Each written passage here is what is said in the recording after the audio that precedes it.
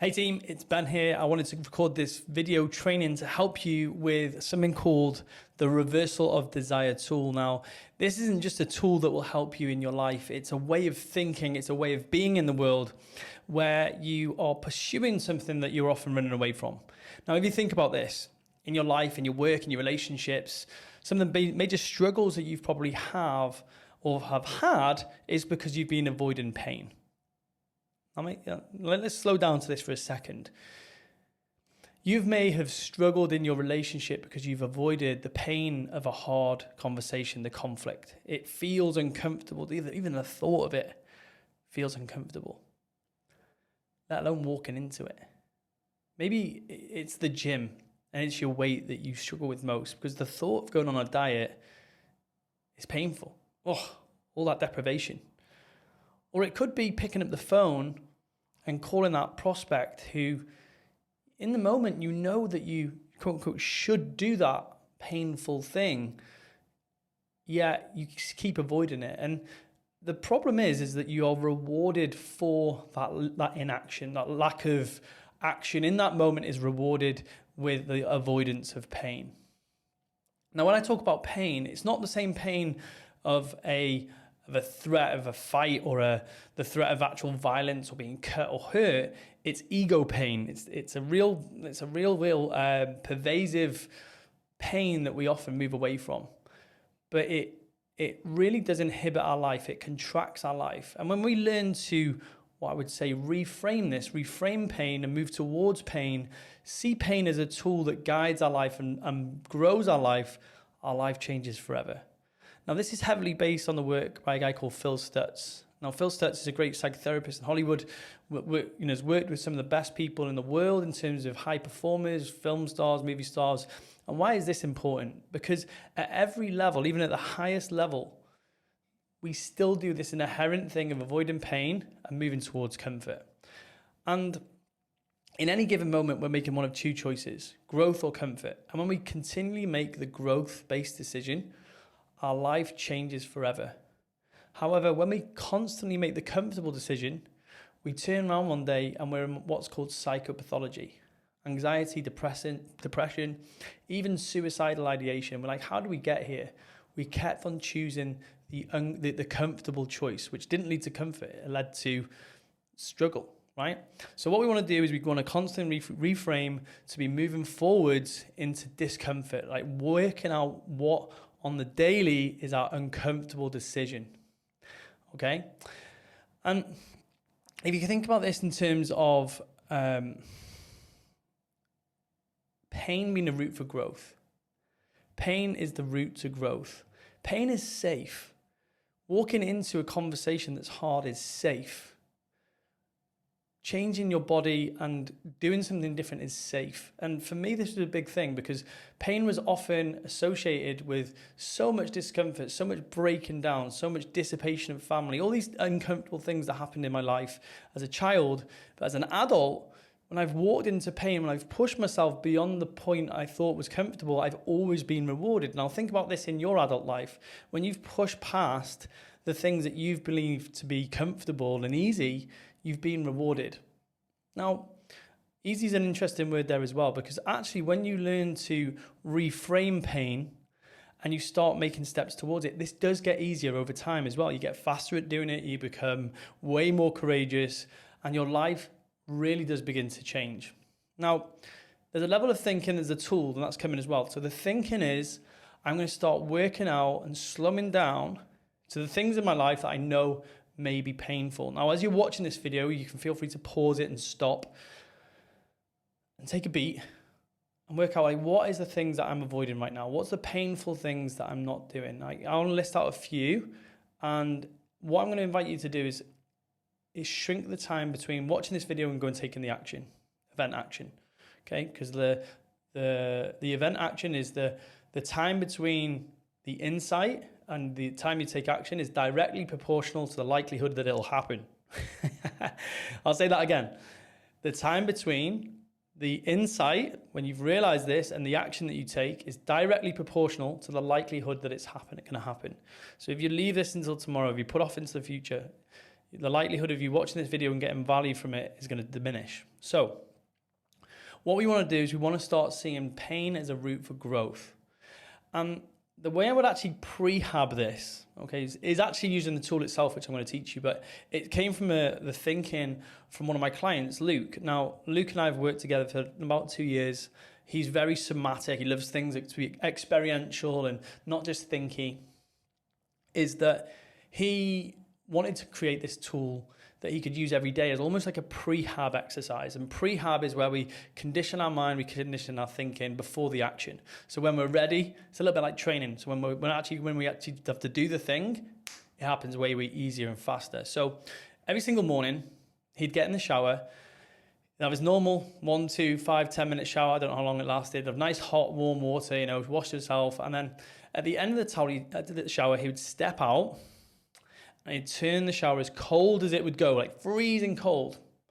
And he'd observe the water flowing down, and he would see that cold water, that inevitable pain he was going to be stepping into, as the thing that he was avoiding in his life.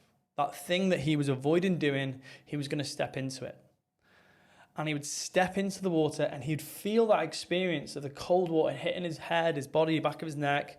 And it'd be really painful. And he would remind himself that the pain was good. It was something that he wanted. It was going to help him move forward in his life. So it was a hard conversation, if it was doing his financials, if it was maybe sitting down and doing some deep work. It was like, I love pain. Pain sets me free. And he'd just stay there for 20 seconds. He'd turn around and he'd step out into a power pose. So flinging his arms back, chest up. And he would just remind himself that conditioning himself into pain every single day was a good thing. Now, this is the tool in its actual, that is exactly how to do the tool, okay? So what I'm going to do is I'm going to walk you through the tool, okay? And what I'm going to invite you to do is just push the big old believe button. Now, if you're like me, I'm left brain logic led. I'm a logical guy. I've got massively, huge science background, massively data driven. So when I first got introduced to the tools, they're very, very creative, wonky, right brain thinking. Yet they made a lot of sense. And I use these tools when it comes to making decisions that are difficult, hard, where I feel like I'm going to move away from making that decision. And since I've learned to turn towards my pain, my life has grown. Okay, so the first part of the tool is face the pain. So focus on the pain you're avoiding, and I want you to see it appear in front of you like a big cloud. I say black cloud, like a dark cloud. I can see that pain. So for example, I've got a hard conversation with a staff member, and you silently scream in your mind's eye, you silently scream at that cloud, bring it on, because you secretly demand that pain because it has great value. So I bring it on. And then the second step of the tool is you move towards the pain. So you silently scream in your mind's eye, I love pain. And as you keep moving forwards, now the way I envisage this is like running towards the cloud, my hand outstretched saying, I love pain, bring it on. And I can see myself sprinting towards the pain. And you feel the pain. So you cross into that threshold of the pain, you feel it, you can feel that discomfort. Oh my God, this is going to be painful. Okay? Now, as I'm explaining this, it might feel like it's going to take a long time. I can do this in around about 5 to 10 seconds in my thoughts now. Okay, so it's all going on quietly, it's all going on silently. I'll run through it again. So face the pain, move towards the pain, and then finally freedom, the final step. You feel the clouds spit you out, and you silently say inwards, pain sets me free.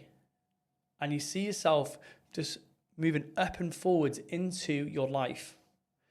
And you can see yourself almost propelled by a jet of pure bright light. So let me just walk through that again. Okay, so you face the pain. You say, bring it on. You move towards the pain. Say, I love pain. Pain sets me free.